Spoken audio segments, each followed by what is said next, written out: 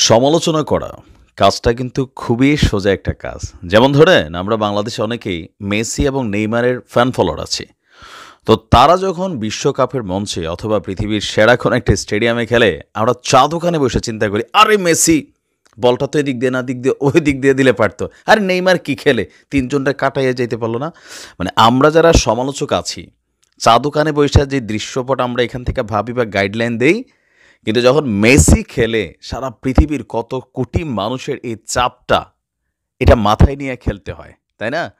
তো বিষয়টা হচ্ছে এই মুহূর্তে ডক্টর মোহাম্মদ ইউনূসের অন্তর্বর্তী সরকারের সাথে সমন্বয়কদের একটা দূরত্ব তৈরি হয়েছে।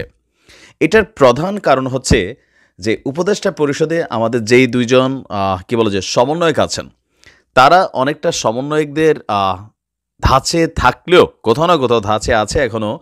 কিন্তু অন্তর্বর্তী সরকারের বাকি যেই উপদেষ্টারা আছেন বা প্রধান উপদেষ্টা আছেন, তিনি কিন্তু প্রথম দিকে সমন্বয়কদের কথায় অনেক কিছু ভাইব্রেশন হতো, কিন্তু এখন বিষয়টাতে একটু দূরত্ব তৈরি হয়েছে, যার কারণে সার্জিস হাসনাতরা তারা কিন্তু ক্ষোভ প্রকাশ করছেন। ইভেন অন্যান্য সমন্বয়করাও ক্ষোভ প্রকাশ করছেন। মেইন রিজনটা শুরু হয়েছে রাষ্ট্রপতি চুপ্পুর পদত্যাগ ইস্যুকে কেন্দ্র করে।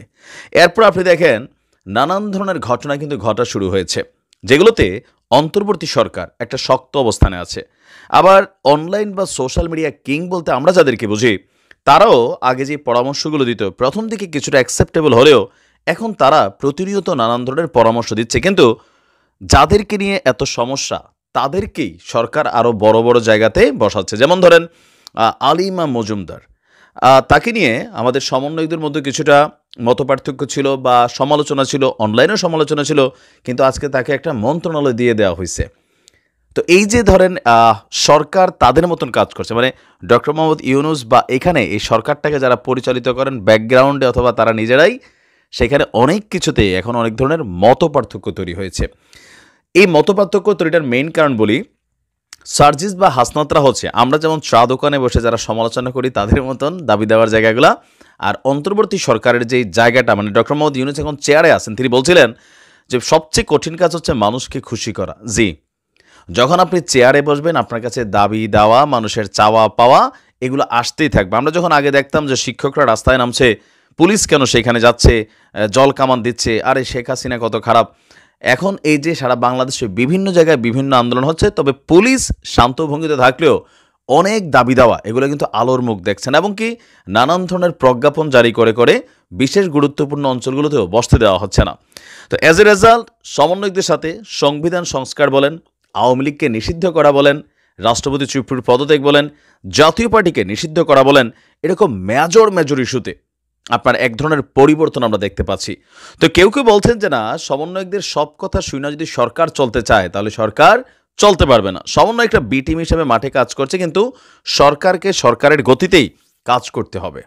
তবে এই গতিতে কাজ করতে গেলে আজকে সার্জিস বা হাসনাতদের যে বর্তমান অবস্থান, যতটা সমালোচনা খোলামেলা করছেন যে এক বিভাগ থেকে ১৩ জন নিছেন, বাকিদের কি অবস্থা, তাহলে আস্তে আস্তে সরকার কি দুর্বল হয়ে যাবে?